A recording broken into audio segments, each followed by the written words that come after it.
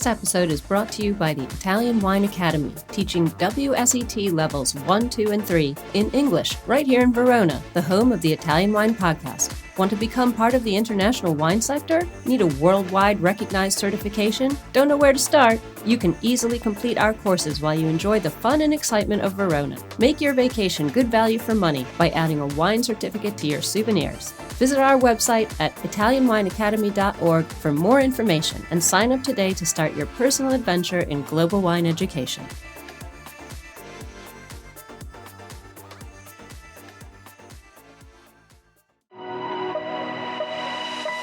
Welcome to Jumbo Shrimp Wine Study Maps. We have specially created this free content for all our listeners who are studying for wine exams. This has been a journey of development since Stevie Kim discovered Rosie Baker's hand-drawn maps on Instagram, through 2 years of work by our in-house editorial and graphics team, and now the maps are available to purchase in beta form while they undergo the final proofing and editing by our expert advisory board. It's a 3-layered project because we know everyone learns differently. We now offer the complete box set of 39 maps, this series of podcasts with the maps narrated by our crack team of wine educators, and finally, the study guide book, which will be published later this year. Our map project is in no way a substitute for the material set out by other educational organizations, but we hope all the wine students out there will find our map project a new, exciting, and useful tool for learning. For more information and to buy the maps, please visit our website at mamajumboshrimp.com.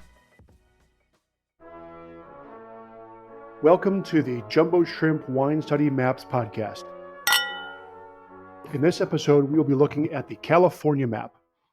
California is America's largest producing and most important wine region. To put this in perspective, because about 85% of all the wine in the U.S. is produced in California, it would be the 5th largest wine-producing country on its own. It is a very big and very geologically diverse state, bordered by mountains to the east and the Pacific Ocean to the west.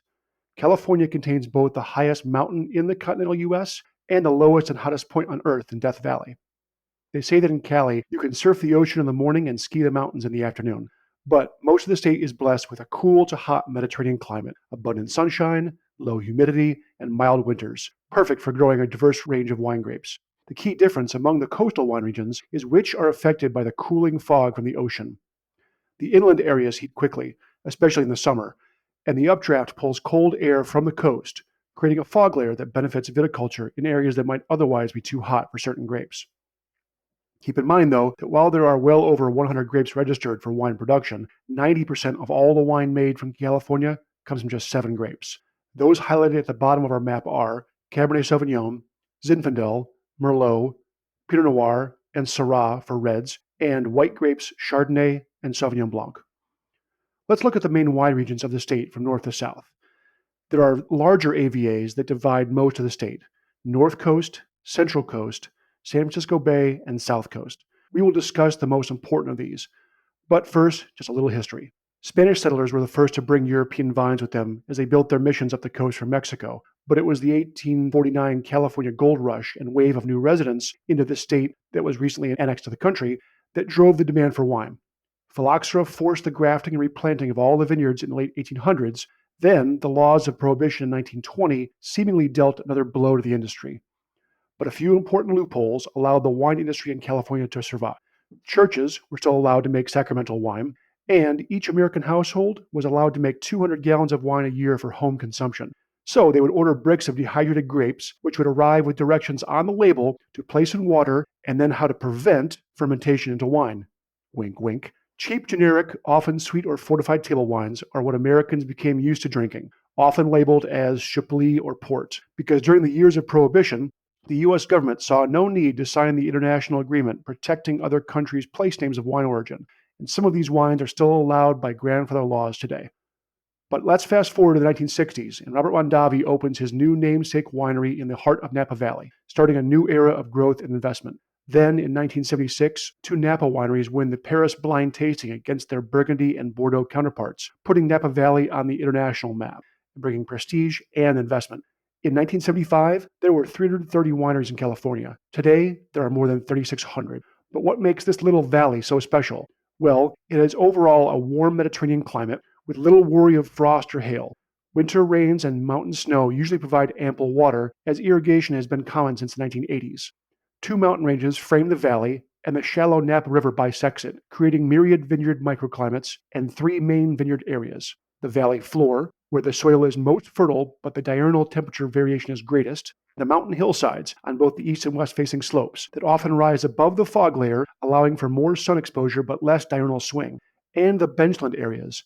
These are raised alluvial deposits from the hillsides that have slightly more elevation and aspect than the valley floor and much better draining soils. The hillside and mountain vineyards are generally cooler and produce darker wines with more pronounced acidity from smaller, thicker berries. The valley fruit tends to have less intensity but is prized for lush fruit and more supple tannins. Cabernet Sauvignon is king here, but that wasn't always the case. Much of the valley was block planted or even field blended to dozens of different grapes. But by the 1980s, phylloxera had recurred in California, and the vineyards had to be regrafted again to more resistant rootstock. This gave most growers a chance to pick the most viable and most profitable grapes. By 1978, a Napa Valley Cabernet Sauvignon had become the first wine released in America at $100 a bottle, so Cabernet it was. 1981 was the year that Napa Valley became an official AVA, and the nested areas within it soon followed. Starting in the north end, where the valley is only about 1 mile across, Calistoga and Santa Elena are the warmest AVAs, often exceeding 100 degrees Fahrenheit, 40 Celsius in the summer. Heat-loving grapes like Cab, Syrah, and Old Vine Zinfandel thrive here. Just to the east is the Howell Mountain AVA, the first to have its own designation within Napa. Here, the vineyards must be above 1,400 feet from sea level, and this wettest and coolest of the Napa regions is known for firm Cabernets and lush Chardonnay from its long afternoon sun exposure.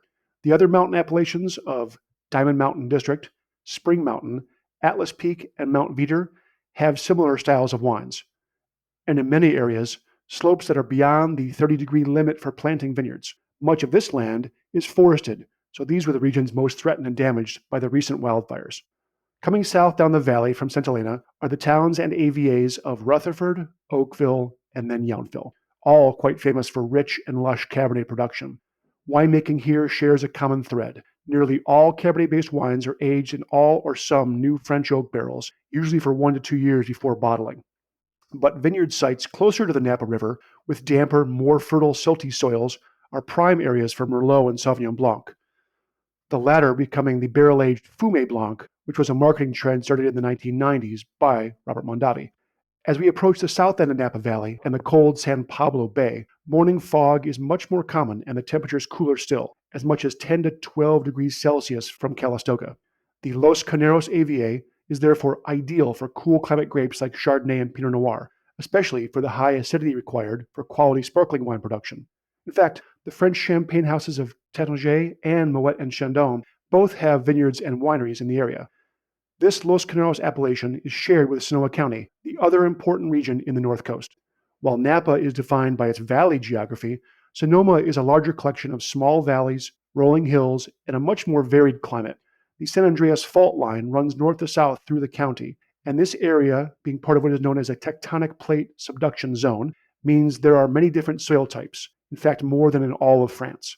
For the important AVAs of Sonoma, on the west side of the Mayacamas mountain range, shared with Napa Valley to the east, the Alexander and Knights valleys in the northeast corner of Sonoma have some of the hottest and driest vineyard sites. Like Napa, Cabernet is the most important grape here, and the styles can be quite similar, if usually a little bit more affordable, as vineyards are less expensive and the use of yearling new oak barrels is not quite as common.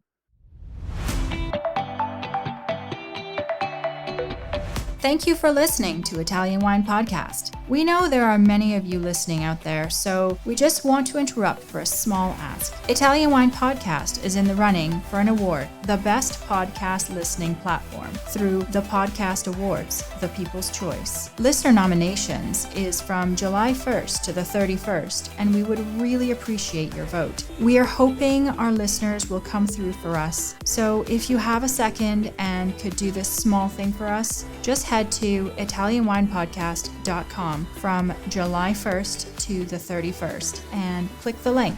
We thank you, and back to the show. Just to the west is Dry Creek Valley, which is equally famous not only for Rhone varietals, but a large collection of own-rooted, very old vines in Zinfandel, many vines exceeding 100 years. Go south of Dry Creek into the heart of Sonoma, and you get to the Russian River Valley AVA. The Pacific Ocean fog is what makes viticulture here so unique, because it is otherwise a fairly warm area. But Pinot Noir and Chardonnay vineyards are protected from morning sun as the fog literally blankets the valley, coming through gaps in the small coastal mountain range. Even so, the wines here are renowned for ripe, lush fruit flavors, with alcohol levels for Chardonnay and Pinot Noir easily exceeding 14% alcohol. Full malolactic conversion and the use of French oak barrels for vinification and aging is most common. But the morning and evening coolness of the region still allows for balance in the final wine. Well, balance is a subjective term, as these wines came to represent the more hedonistic side of California wine, made by winemakers simply working with the right materials available to them, but adding winemaking techniques and technology to create more full-bodied wines. But some winemakers started venturing even further west, looking for vineyard sites that would rein in all this ripeness and opulence. The Sonoma Coast AVA, which encompasses maybe too much of the western half of the county, is the closest to the sheltering coastal hills of the Pacific Ocean. Here, Chardonnay retained its lean freshness, especially for winemakers not looking to use too heavy a hand with the Malo conversion or oak treatment. Even closer to the sea is what is unofficially known as the true Sonoma Coast. And the closer to the ocean, the more the cold marine influence holds sway, with cold winds and fog. Key to ripeness for many grapes here, especially the prized Zinfandels and Syrahs of the area, is planting above the fog layer, in some vineyards at 1,000 to 2,000 feet above the sea level, to ensure maximum sun exposure while letting the coastal winds stress the vines into small, thick berries with increased phenolics. North of Sonoma County is Mendocino County, a more remote but quite large appellation that is more old-growth redwood forest than vineyards. There are excellent examples of Zinfandel and Cabernet Sauvignon here, but the most exciting region is the sub-AVA called Anderson Valley, home of some of California's best sparkling wine production. This is a very cool area, with direct influence up the river valley from the cold Pacific. Swinging temperatures between day and night as much as 40 to 50 degrees Fahrenheit. This is a climate where Chardonnay and Pinot Noir make perfectly racy, classic sparkling wine. The Roederer estate has made their California home here. The cool climate also means white grapes like Riesling and Gewürztraminer thrive, absorbing plenty of ripening sunshine while cooling at night to retain acidity. Only Anderson Valley's remoteness keeps it from being a more popular destination, as it's nearly 3 hours by car from San Francisco. The North Coast AVA that encompasses all of Napa, Sonoma, Mendocino, and 2 additional counties is like the other super AVAs in California, a way for the largest of wine companies to bottle their fruit from different vineyards into a more prestigious appellation than the generic California label. Let's touch briefly on the Central Valley, which is not a super AVA, but simply a supersized region that accounts for the majority of California bulk wine production. It is a flat, hot valley floor running much of the length of California, planted literally to the edge of the horizon, where giants like E&J Gallo Wine Company dominate. Harvest yields are generally at least 3 times the amount in Napa and Sonoma, and more wine is made here than in all of Portugal. But there is one notable AVA of the area, Lodi. This AVA produces over 20% of California wine, but there are some wineries working with old vine Zinfandel vineyards. Remember, there is no official definition of, quote, old vine, but generally producers will not use the term for vines less than 35 years old. In Lodi, a hot, dry region that benefits from cooling air pulled in from the cold San Francisco Bay, day-to-night temperatures can swing 45 degrees Fahrenheit. This allows those Zinfandel grapes to slow their ripening, develop fresh acidity, while still creating wines of full, jammy fruit. Those often top 16% alcohol. More ambitious wines see aging in American as well as French oak, adding a different set of aromas and flavors. And this is the style of Zin that makes many call it California's own grape. Moving south in the city of San Francisco, we come first to the Santa Cruz Mountain AVA, one of the first areas to be planted to vineyards in the mid-1800s. These ridgetop vineyards, with their backs to the Pacific, produce fruit of great balance, and the Montebello vineyard might be considered the grandest cru of Bordeaux blend wines in the state. This begins the AVA of the Central Coast, where the vineyards stretch from Monterey to nearly Los Angeles. The Monterey Bay is one of the biggest influences on viticulture for Monterey, Santa Lucia Highlands, and the surrounding AVAs. Here, the ocean is nearly 2 miles deep quite close to shore, so every day the cold air gets pulled inland through a gap in the coastal mountain range and brings fog up the valleys of vines.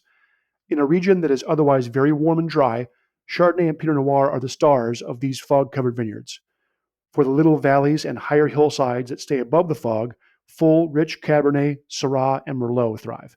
The San Andreas fault line runs through these valleys, and the varied soil types can support myriad white and red grapes. Now, the heat gets turned up a little more as we go south to the Paso Robles AVA, a large wine appellation. Many consider it from the two sides of the famous Highway 101 when discussing the wines and soils.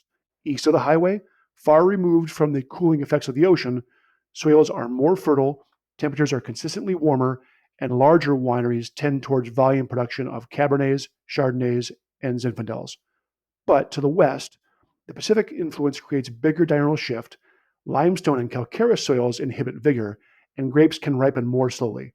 Old Vine Zinfandel is famous here, as are vineyards of 40-year-old Syrah and Cabernet Sauvignon. Recent soil analyses have shown much of western Paso Robles to have a composition most akin to the left bank of Bordeaux. But in this extremely dry region, providing enough water for the vines is the biggest challenge for winemakers. You would think going south from here would mean even hotter and drier wine regions, but the coast and the winemaking take a decided turn at Santa Maria Valley. Located just north of the seaside town of Santa Barbara, the coastal hills turn east to west, helping funnel ocean breezes and cool daily fog inland. This creates an ideal climate for Chardonnay and Pinot Noir and has become one of the best regarded regions in California for both. It didn't hurt that the wine movie Sideways was centered around the wineries and their Pinot Noirs in the area.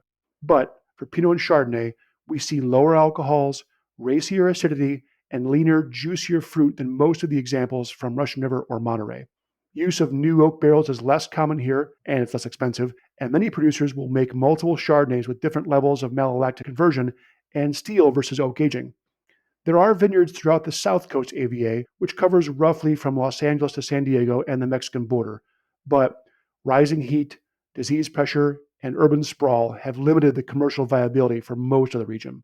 Thank you for touring the wine map of California, and join us again for your next Jumbo Shrimp Wine Study podcast. Thanks for listening to this episode of Italian Wine Podcast, brought to you by Italian Wine Academy, offering WSET levels 1, 2, and 3 in English. Visit our website at italianwineacademy.org for more information and sign up today to start your personal adventure in global wine education right here in the heart of Verona. Remember to subscribe and like Italian Wine Podcast and catch us on SoundCloud, Spotify, and wherever you get your pods. You can also find our entire back catalog of episodes at italianwinepodcast.com. Chin chin!